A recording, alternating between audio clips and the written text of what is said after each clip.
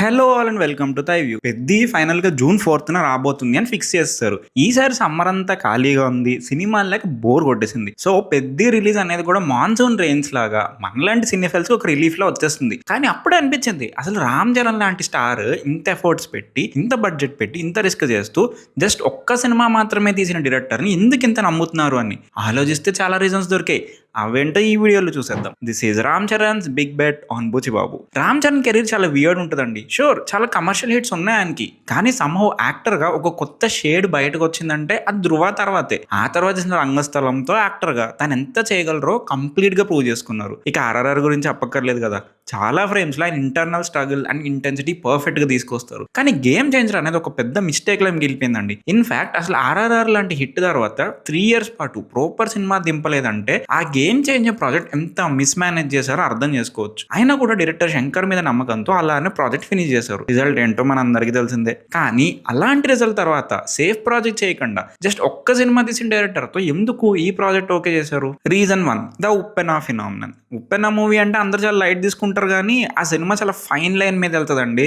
Script లోనే risky ideas ఉంటాయి, అవి లేకపోతే అసలు స్టోరీలో ఎమోషనల్ కోర్ అయిపోతుంది. కానీ అట్ ద సేమ్ టైం కొంచెం అటు ఇటు అయినా కూడా రిజల్ట్ తేడా కొట్టే రిస్క్ చాలా ఎక్కువ.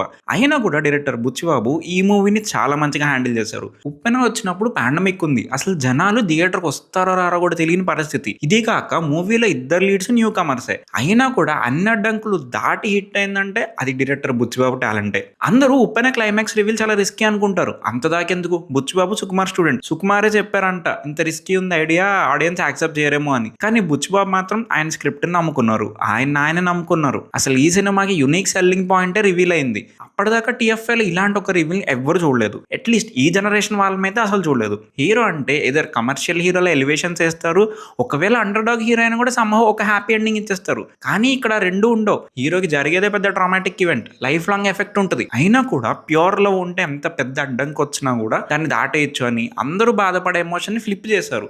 ఆ బాధలోంచి హ్యాపీనెస్ తీసుకొస్తారు. అప్పటిదాకా సినిమాల్లో లవ్ ని టెస్ట్ చేయని విధంగా ఆయన సినిమాలో టెస్ట్ చేస్తారు. టెస్ట్ చేయడమే కాదు, ఆ లవ్ ని పాస్ అయ్యేలా చేస్తారు. ఇది చాలా కష్టమైన పని. అయినా బుచ్చిబాబు చాలా స్కిల్ తో బ్యాలెన్స్ చేస్తారు. అందుకే ఏకంగా బెస్ట్ తెలుగు ఫీచర్ ఫిల్మ్ గా నేషనల్ అవార్డు తెచ్చుకుంది. అసలు డెబ్యూలోనే అటు కమర్షియల్ గా సక్సెస్ అవడం, ఇటు నేషనల్ అవార్డు లాంటి ప్రెస్టీజియస్ అవార్డు తెచ్చుకోవడం, దట్స్ అ హ్యూజ్ అచీవ్మెంట్. ఉప్పెనలో ఇంకొక బ్యూటిఫుల్ థింగ్ అంటే ఆ మూవీ టెక్నికల్లీ కూడా చాలా బాగుంటుంది. విజువల్స్ బాగుంటాయి అండ్ మ్యూజిక్ అయితే చెప్పకర్లే. Rock star DSP's one of the best albums లో అదొకటి. ఒక డైరెక్టర్ ఉండాల్సిన టాలెంట్స్ లో టెక్నీషియన్ ని హ్యాండిల్ చేయడం, వాళ్ళ నుంచి బెస్ట్ ఎక్స్ట్రాక్ట్ చేయడం అనేవి చాలా important. Buchibabu can do both of this. అందుకే అంత మంచి అవుట్పుట్ తెప్పించుకున్నారు. పెద్ద ఇప్పటిదాకా రిలీజ్ అయిన విజువల్స్ అయినా సాంగ్స్ అయినా కూడా చాలా బాగున్నాయి చూడడానికి. సో ఈ మూవీలో కూడా టెక్నికల్లీ స్ట్రాంగ్ ఉండబోతుంది అని మనం ఫిక్స్ అయిపోవచ్చు. Reason 2, script.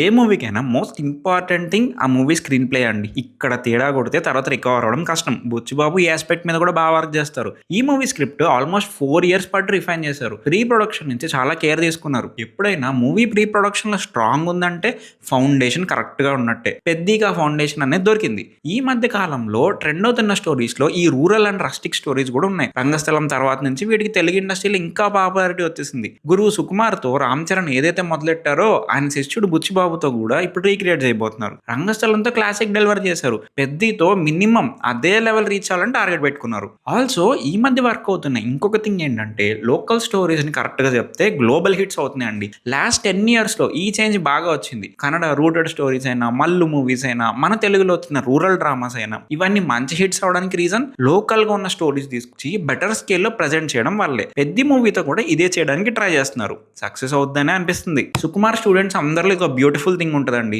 మీరు గమనించారు లేదో, ఆయనలానే ఆయన స్టూడెంట్స్ కూడా స్టోరీని మాత్రమే కాదు కమర్షియల్ ఎలిమెంట్స్ మీద కూడా ఫోకస్ పెడతారు.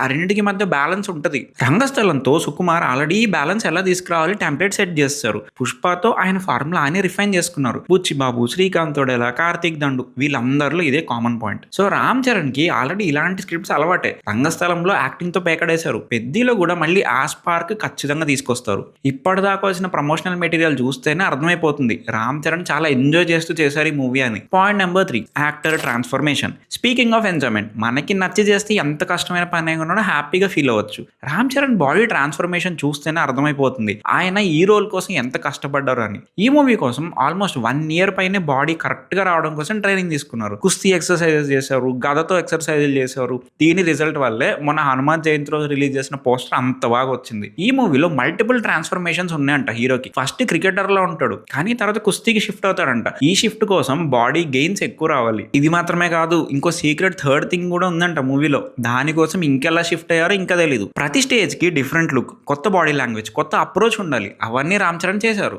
యాక్టర్ ట్రాన్స్ఫర్మేషన్ అంటే అది ఓన్లీ ఫిజికల్లే ఉండదు, సైకలాజికల్ గా కూడా ఉంటుంది. రామ్ చరణ్ ఇలా తనని తాను పుష్ చేసుకున్న ప్రతిసారి రిజల్ట్ క్రేజీ ఉంటది. ధ్రువ, రంగస్థలం, మారారా, ఇప్పుడు మళ్ళీ అదే పుష్ పెద్ది మూవీ కనిపిస్తుంది. పెద్ది రోల్ అయితే తన కెరీర్ లోనే one of the best roles అవుతుంది అనిపిస్తుంది. Point number 4, cast and crew. పెద్దిలో ఓన్లీ లీడ్సే కాదు, సపోర్టింగ్ కాస్ట్ కూడా క్రేజీ ఉంటుంది. జగపతి బాబు, శివరాజ్ కుమార్, బోమని రాణి ఇలాంటి మంచి సపోర్టింగ్ కాస్ట్ సెట్ చేశారు. అలానే పెద్దిని ట్రూలీ నెక్స్ట్ లెవెల్ కి తీసుకెళ్ళిందంటే అది AR Rahman music and Rathnavelu గారి సినిమాటోగ్రఫీ. అసలు చిక్కరీ సాంగ్ అయితే నేషనల్ లెవెల్లో ట్రెండ్ అయిందండి. ఒక్క సాంగ్ ని ఎప్పుడు పెయిడ్ ప్రమోషన్స్ తో పుష్ ఇస్తున్నారు, ఎప్పుడు ఆర్గానిక్ గా హిట్ అయింది అనేది మనం ఈజీగా కనిపెట్టేయచ్చు. చిక్కరీకి అయితే చాలా ఆర్గానిక్ హిట్ అని అర్థమైపోతుంది. ఆ స్టెప్స్ కూడా బాగా పాపులర్ అయినాయి. ఒక మంచి బజ్ అయితే క్రియేట్ అయింది మూవీ మీద.